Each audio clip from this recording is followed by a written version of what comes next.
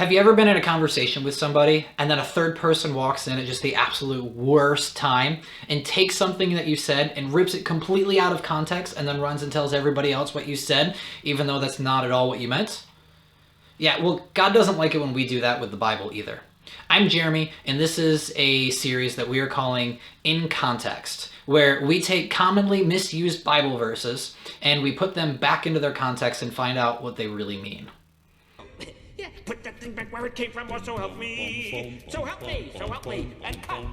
So we're going to start off this series with one of the most misused verses in the Bible and the favorite Bible verse of every professional Christian athlete. And that is Philippians 4:13.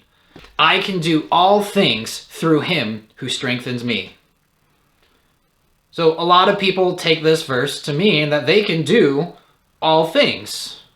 Right? They can win the football championship. They can fly. Right? It obviously doesn't mean that, especially when they don't even include the second half. It says, through him who strengthens me. You got to at least get that part in there. But let's look at the context of what's actually going on here to see what is this actually talking about. So the book of Philippians was written by the Apostle Paul to the church in Philippi, which was in the region of Macedonia, which is modern-day Greece. So Paul planted this church a number of years earlier, and he had a very good relationship with them, but he ended up getting arrested for preaching the gospel. So he's now sitting basically in jail in the city of Rome, and he's writing to the Philippians.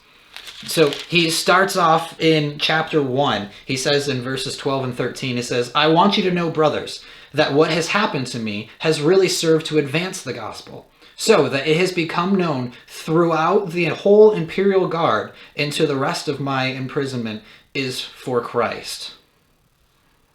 So he's saying that even though he's in jail, his purpose of telling people about Jesus, of spreading the good news, the gospel, is still being fulfilled even though he's sitting in jail, because people are hearing the gospel for the very first time, even the prison guards.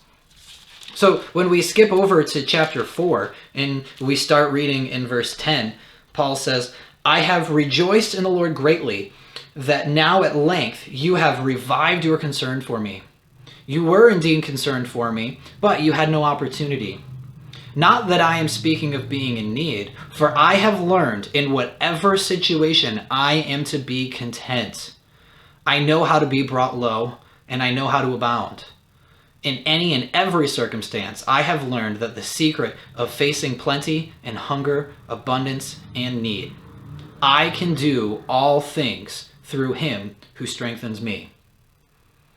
So the actual context of this verse is about contentment. It's about even when life is going terribly wrong around you and you're sitting in jail, you can be content. So that's what he's talking about. It has nothing to do with sports. It has nothing to do with making lots of money and becoming successful. He's saying that I can be content because I have a relationship with Jesus, and that my circumstances around me are not going to dictate how I'm going to act. So I can do all things, right? It does not mean I can win the championship through him who strengthens me. What it actually means is that I can be content in any situation through him who strengthens me.